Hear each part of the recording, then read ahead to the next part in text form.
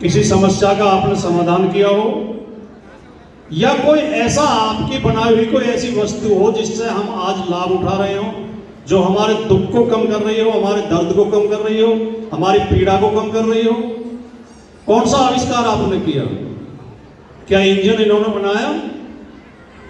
Engine तो James Watt ने बनाया। क्या बिजली इन्होंने बनाई? क्या ये माइक चल रहा है इन्होंने बनाया? क्या हम मोबाइल यूज करते हैं इन्होंने बनाया? हम गाड़ियों में चलते हैं, हवाई जहाज में उड़ते हैं, ये लाइट जल रही है, क्या इन्होंने बनाई? किसी बीमारी की दवाई बनाई? आजकल हम ये फेसबुक, यूट्यूब ये सब यूज करते हैं, इनमें से कुछ बनाया? हमें कहीं जाना होता है, अभी हमें यहाँ नुमाइश मैदान पे आना था, तो हमने लोकेशन लगाई उसमें मोबाइल में, और लोकेशन हमें बताते हुए ले आई, और वो ये भी बता देते हैं कि इस रास्ते से जाओगे तो आगे जाम मिलेगा, इधर से जाओगे तो नहीं मिलेगा। ऐसा कोई आविष्कार इन्होंने किया? तो फिर काहे के जगत गुरु हो भैया? फिर काहे के विद्वान हो? कौन सा ज्ञान आपके पास है?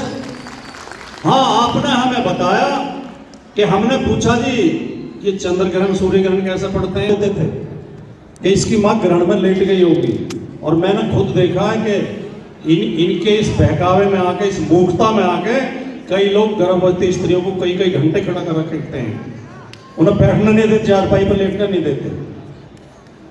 आपसे हमने पूछा भैया बारिश कैसे होती है, कि बारिश तो ऐसा है, एक इंद्र देवता है, वो बादलों को आदेश देता है कि जाओ बारिश करके आओ, और वो जाके बारिश कराते हैं। उनके नाम तक रख रखे हैं कि ये जो है रात और दिन कैसे होते हैं, कि सूर्य देवता घोड़े पर रथ में सवार होकर चलते हैं, जब सूर्य चले जाते हैं तो वो जो उधर अस्ताचल में चले जाते हैं, उसकी ओट में आ जाते हैं, वो पर्वत की ओट में। ये इनका ज्ञान है।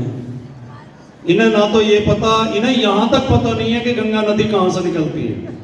और तो छोड़ दो, चंद्र ग्रहण सूर्य ग्रहण मंगल, वो बात दूर की होगी, नदी तो नदी है, नदी तो अरे भैया हिमालय पे चढ़ जाते, जाके थोड़ा गंगोत्री तक चले जाते, थोड़ी मेहनत करके, तो बता देते कि वो हिमालय से निकल रही है, गंगोत्री से गंगा नदी निकल रही है। नदी बस नीचे देखी थी, वो नदी कहाँ से निकल रही है, कि नदी ये तो ब्रह्मा के कमंडल से निकलती है, शिव जी की जटाओं में आती है, और शिव जी जटा खोल देते हैं, भगीरथ आगे आगे चले, गंगा पीछे पीछे चल रही।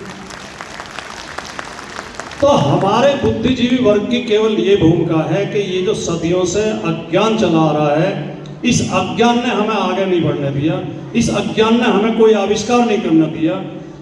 चेचक निकलती थी हर साल, चेचक को वो माता का प्रकोप बताते थे, ये कहते ये सोचा ही नहीं।